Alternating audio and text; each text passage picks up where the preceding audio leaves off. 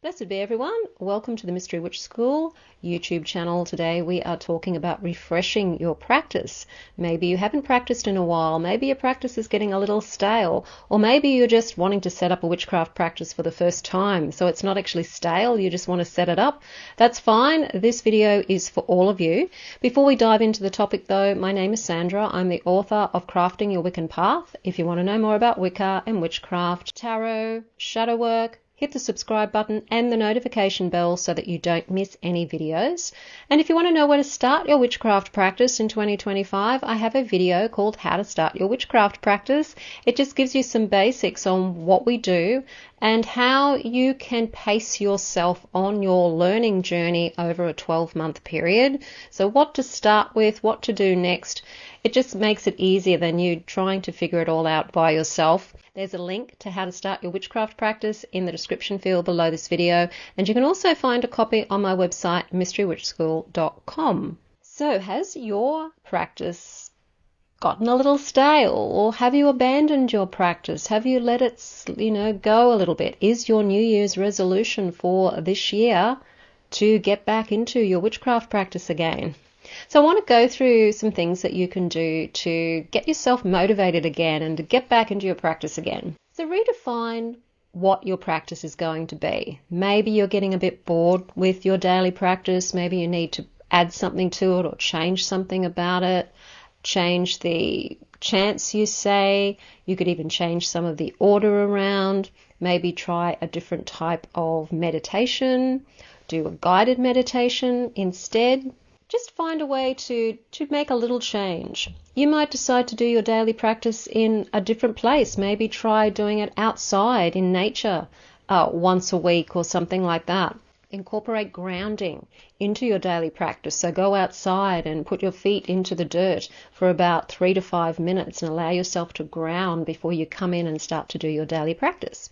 Now, if you don't have a daily practice, I do have a short course called The Ultimate Guide to Starting a Wiccan Practice That Works, and you can find that course also in the description field below this video, because a daily practice is something that is really important to do. It just connects you to yourself, to your spiritual work, to God and Goddess, and to the elements, and brings you back home.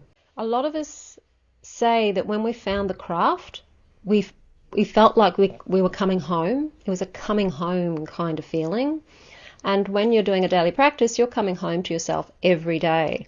So you're building that practice, you're building that connection to spirit, you're building that connection to your path. And it can be a foundation that just gives you that solidity. It gives you a sense of resilience in very difficult times, and it anchors you in who you are and what you came here to do. It's a really powerful anchor. So if you don't have a daily practice, find one and create one. And if you do have a daily practice and you've neglected it, then maybe it's time to think about doing it again regularly. And if you're finding that it's a little boring and maybe you just want to change it up, then find different things to add to it and change about it. Now, the other thing that you can do is to do a bit of a focus on the seasonal changes this year. So maybe you'd like to focus a little bit more on what's the theme of January for you.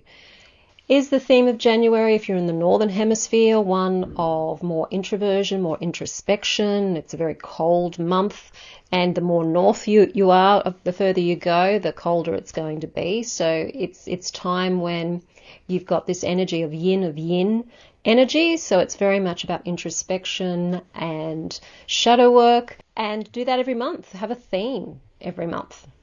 With my altar, when I used to do this sort of thing, I used to have different coloured altar cloths for each Sabbath season, and I would change the altar cloth every time at the beginning of the Sabbath, and I'd leave that same altar cloth on there for the 6 weeks until the next Sabbath, and I'd leave the Sabbath candle there for the 6 weeks as well. So that 6-week period in between each Sabbath was about the theme of that Sabbath, and I would do things that were related to that theme and focus on things that were related to that theme. So that might be a way that you can add a little bit more interest into your practice by consciously focusing on either the Sabbath seasons or on different aspects of the month. With January, you're sort of still in that winter or summer, depending on what hemisphere you're in. And then you're moving into either Lunasa in the southern hemisphere or Imbolc in the northern hemisphere. So how does February feel different? And what's going on in March? And really tune into where you live and how things change according to either the Sabbaths or the months.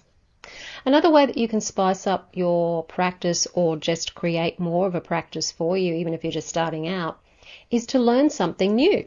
What would you like to learn this year? Is it astrology? Is it more about sigil magic? Is it more about planetary magic? Do you want to learn more about healing? Do you want to do more shadow work? Do you actually want to start your witchcraft practice this year and really just knuckle down and actually really live your witchcraft practice and make it a regular thing and do more formal training on your witchcraft practice? In which case, you've come to the right place, and I'll tell you more about that at the end of the video. What do you want to learn this year? What things would you like to be inspired to know? Because there's always more to know when it comes to the craft, always more to know. We have a lot of topics that we cover. There's healing topics, and there's so many different healing modalities out there. There's divination, so many divination types out there. There's astrology, and that is a lifelong subject in itself when it comes to learning. And of course, there's so many different types of magic out there. Health, wellness, so much to know. So there's always something new that you could learn. Maybe you want to learn more about herbs this year, more about the medicinal aspects of herbs and the magical correspondences of herbs. Maybe you want to learn more about crystals this year. What do you want to know, and what do you want to learn this year to spice up your practice? And how can you incorporate all of these things into your daily practice? Work with a crystal every day. Work with the same crystal for a week and then another crystal for another week to really get to know your crystals, or the same thing with herbs. Another thing that you can do is to look at your book of shadows and have a look and see, when was the last time you wrote in it? Is it a little disorganized? Can you organize it better? And what other things would you like to perhaps add to your book of shadows? Would you like to change it a little bit? Is it time for a new book? How is your book of shadows working for you? You might like to have aspects of your book of shadows that is just the practical stuff, like the DIY stuff, like this is the correspondences of all the different herbs. This is the correspondences of all of the different crystals. These are the spells, various different spells and different categories, different types of magic. All of this sort of knowledge stuff could be in one aspect of your book of shadows, or actually in one book of shadows. And then your experiences, like the results of the spells that you've done, any inspiration you've received, how you feel when you're meditating with your crystals, with your herbs, have that in another area of your book of shadows or in another book entirely. So you've got one that's just the practical day-to-day stuff, and the other which is more of the fluid experiential stuff. So you're working with the yin and yang energy there. You've got that yin energy of self-reflection and experiencing the more phenomenological aspect of magic. And then you've got the more practical side of the active side of magic in the more practical things of magic, such as spells and herbs and correspondences. And another thing that you can do is a cord cutting. Is there anything that you or anyone that you need to cut cords with moving into this new year? Things you just want to let go of. I've had enough of that. I don't want that anymore. I don't want these sorts of people in my life anymore. I don't want this sort of situation in my life anymore. So you do a cord cutting ceremony. I have a video on cord cutting, so if you want to know more information about that, I will put the video in the description field below this video for cord cutting, because it's a very simple ceremony that you can do to cut the cords, and that can be a very powerful way of just letting things go, things that you no longer want anymore.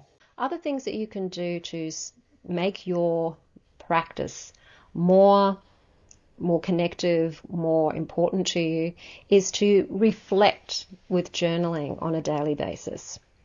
What do I get from my practice? How do I experience my practice? When I do a space clearing, when I first sit down to do my daily practice, how do I experience the cleansing and the clearing? What does it feel like to experience these things? What does it feel like when I do a spell? How do I feel when I begin a spell? How do I feel when I end a spell? Take more observance of your own experiences when it comes to magic and ritual. How is it affecting you? How do you think this has changed your life? How has it improved your life? How are you feeling different? How does all of this make you feel? Because at the end of the day, we're really doing this to feel good and to feel better. We want the joy, we want the feeling of more autonomy, of more freedom, of more choices. And this is really one of the reasons why we do it. We're wanting to feel connected to more than just ourselves. We want to feel connected to all and everything. There's an urge to feel like we're a part of something bigger than ourselves, that everything is one. And that connectedness is the connection to nature when we go out in nature and do grounding or hug a tree. It's the connecting to the animals when we're hearing the birds sing in the morning. It's that connection to other people and how we're like other people. We're all very similar, really, even when we don't really feel we get on with other people. Like there's conflicts with other people who seem to be very different to ourselves. There's still a common aspect to all living and non-living beings on this planet. So how does that feel, to feel that you're somehow connected energetically in this energetic space with everything else that's in this energetic space? Spend a lot more time pondering these things this year. Go deep this year.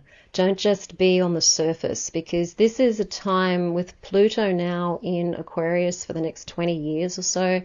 You're really going to have to think about your own empowerment, power to the people. Hopefully that's the way it goes.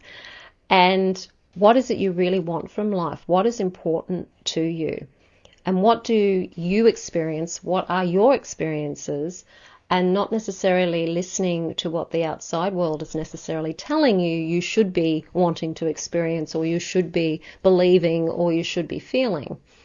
It's time for us humans to really look at our own personal sovereignty and our feelings about what we're doing here, and really explore that so that we can become more awake and more conscious of who we are. So how is your practice going to look in 2025? What are you doing differently? Let me know in the comments what you think you might start off with anyway. Now, if you do want to start off learning Wicca and Witchcraft with me, I have the Mystery Witch School 101 Academy. That's a 12-month course, and with that course you also get a daily practice, so you're off to starting on a daily practice straight away. That daily practice does change from month to month according to what it is that you're learning that month, and also what deities you may be working with that month. You also get the Witch's Guide to Magick, which is another course in and of itself that teaches you all about magic and spells. So really simple spells. I give you about 100 different spells that you can use, and you learn about the different types of spells, money, success spells, how they're different to love and romance spells, what you need to be able to know about yourself when it comes to the different types of magic, because just because you're great at love magic doesn't necessarily mean you're going to be great at money magic, for example. So it tells you all the nuances of what you've got to look out for when you're doing the different spells. And that's a part of the Mystery Witch School 101 Academy. So you're getting a 12-month course all about Wicca and witchcraft, where you're learning about energy work, ritual, connecting to yourself more, so a bit more self-reflection, your journey, your path, your connection to nature, your connection to self, your connection to the god and goddess, as well as these extra daily practices and also the Witch's Guide to Magic as well. So there's a link to the Mystery Witch School 101 Academy in the description field below this video, and you can also find it on my website, mysterywitchschool.com. If you liked the video, hit the like button, share it with your friends, don't forget to subscribe. I will see you on the next video. Blessed be.